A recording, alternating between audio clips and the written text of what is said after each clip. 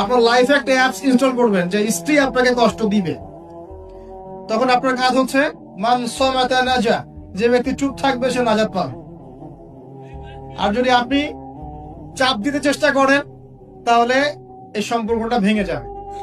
একটা হাদিস বলে দেই যেহেতু প্রসঙ্গটা এসে গেছে, যে ইবলিসের সিংহাসন হচ্ছে মহাসাগরের উপরে। কোথায়? মহাসাগর। ইবলিস দিন শেষে ওর সব চেলাচামুন্ডাকে ডেকে বলে যে তোমরা আজকে কি করছো। একজন বলে যে আমি আজকে একজনকে মদ খাওয়াই দিছি, একজনকে আমি আজকে জেনা করাই দিছি, একজনকে আমি খুন করাই দিছি।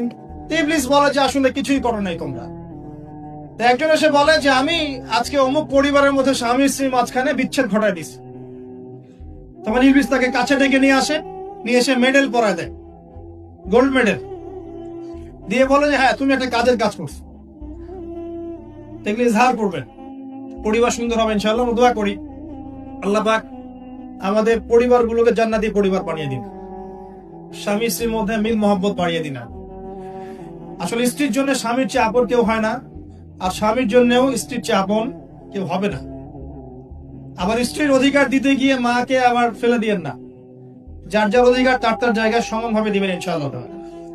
আপনি ইনসাফ কায়েম করবেন। মনে রাখবেন যে পুরুষ মানুষ কিন্তু বোকা। পুরুষ মানুষ কি কারণ কি জানেন? সারা জীবন তারা স্ত্রী সন্তান পরিবার পরিজন সবার জন্য অনেক কিছু করে ঠিকই, এবং এগুলো করতে গিয়ে তারা আল্লাহর পথ থেকে দূরেও সরে যায়, নামাজ ছেড়ে দেয়, কমিয়ে দেয়, আমল কমে যায়, দুনিয়ার ব্যস্ততা বেড়ে যায়। শেষ বয়সে সেই পুরুষ আবার একা হয়ে যায়। আল্লাহ রাব্বুল আলামিন আমাদের সবচেয়ে আপন সত্তা, বাকিরা আমাদের দুনিয়ার প্রয়োজন। এটা মাথায় রেখে চলতে হবে। আল্লাহ তৌফিক দান করুন, আমিন।